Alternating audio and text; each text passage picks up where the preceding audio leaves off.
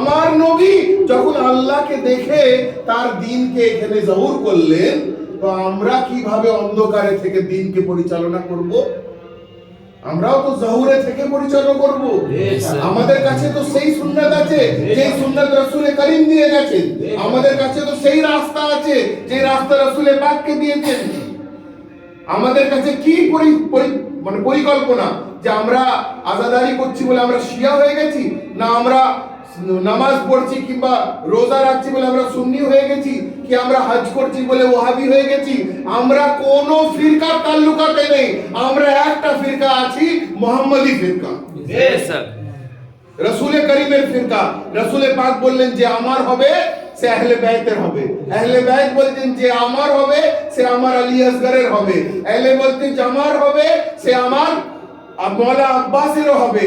আমার ইমাম 12 ইমাম পাক যারা আমরা পেয়েছি, সেই 12 ইমাম পাককে কার দ্বারাই পেলাম? ইমামের দ্বারাই তো পেলাম।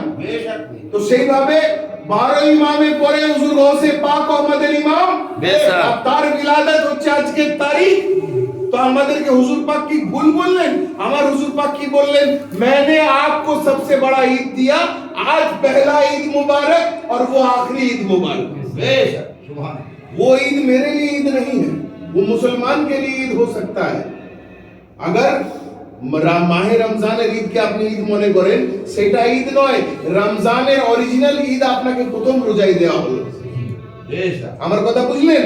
মুসলমান এটাকে লুকিয়ে দিয়ে বলে দিল যে না আমরা তো ঈদ 30 দিনের পরে মানাবো, কিন্তু ঈদ তো 30 দিনের আগেই হয়ে গেছে। সুবহানাল্লাহ, ঠিক বলছি না ভুল বলছি? রমজানে গমও আছে, আর এই হচ্ছে আমাদের কাছে রমজানের 21 রমজানে মওলা আলীর শাহাদাত, শাহাদাতের পরে 10 দিনে আপনি খুশি করতে পারবেন? হবে না তো খুশি নেই, আমাদের জন্য গম।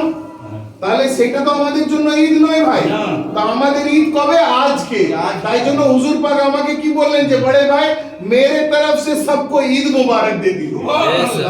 আলহামদুলিল্লাহ, ঠিক না ভুল? ঠিক ভাই। আর রাত অনেক হয়েছে, আমি মুক্তাসার আপনারা বললেন আমার হুজুর পাকের অর্ডারের মধ্যে থেকে আমি ছোট্ট কিছু একটা পেশ করলাম। কেন আজ বড় কড়া তারিখ পাক, খুব কড়া তারিখ পাক। আমরা কালকে একটা তারিখ পাক করে এসেছি, তার জদ্দে আজম আজ ওনার আব্বা জানের তারিখ পাক।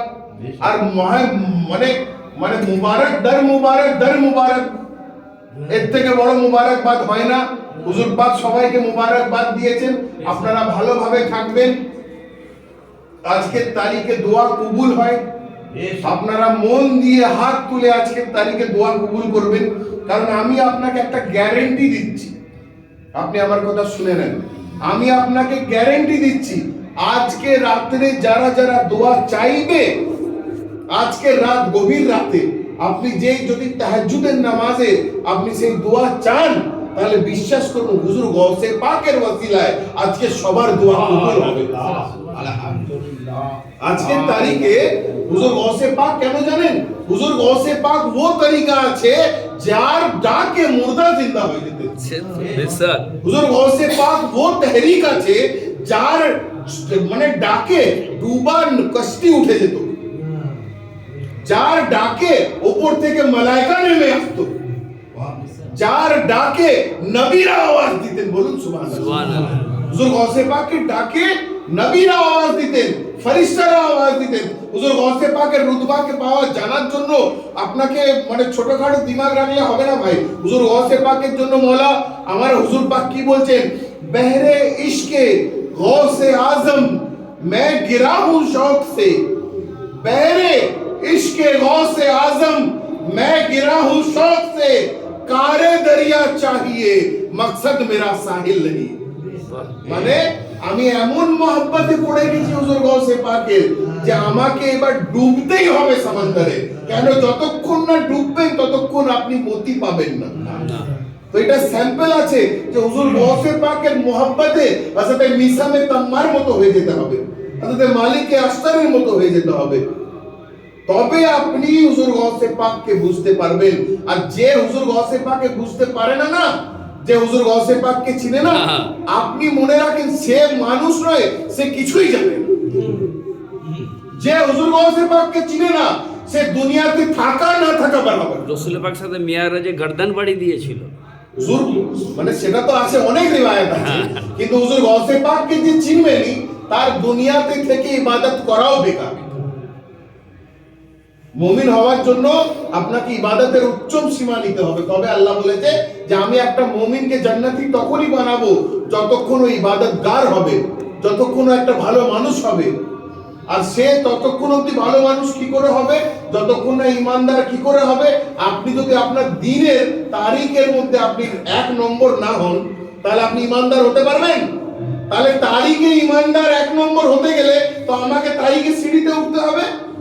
তো সেই সিঁড়ির মধ্যে তো 1 সিঁড়ি হুজুর গৌসে পাক আছে, বেশক আছে, ওই সিঁড়ি যদি আপনি মিস করে দেন তাহলে তো আপনি আবার নিচে পড়ে যাবেন। তাই তো হবে।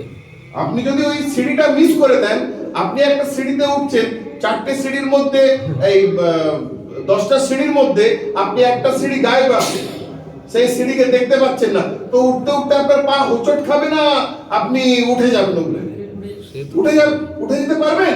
আপনি তো হোঁচট খাবেন। তাহলে হুজুর গৌসে পাককে যদি না মানেন তাহলে আপনি ইলমের সিঁড়ি চড়বেন কি করে? আমার হুজুর পাক কি বলছেন, হুজুর গৌসে পাক वो सीढ़ी है जिस पे चढ़ के मौला अली मिलेंगे। হুজুর গৌসে পাক वो सीढ़ी है जिस पे चढ़ के तुमको 12 इमाम मिलेंगे। না চড়তে গেলে পাবেন না। হুজুর গৌসে পাক কোন সুন্নি মাযহাবের স্কলার ছিলেন না, কোন মানে আলেমে দ্বীন নয়, উনি ছিলেন আলে রাসূল। আর আলে রাসূল কারা হয় জানেন? যে বলতা কোরআন হয় তাকে আলে রাসূল বলা হয়। যার ঘরে কোরআন নেমেছে তাকে আলে রাসূল বলা হয়। যার কলবের মধ্যে কোরআন পাক আছে তাকে আলে রাসূল বলা হয়। যেমন চেহারা হুজুর পাকের আছে, সেই চেহারা মোবারক যার আছে তাকে আলে রাসূল বলা হয়। বেশক আমরা আমাদের ইমামবাড়া পাক ভরা আছে, আর কিয়ামত অবধি আমাদের ইমামবাড়া পাক ভরা থাকবে। সুবহানাল্লাহ। এই বলে আমি আমার মুক্তাসার বক্তব্য শেষ করলাম।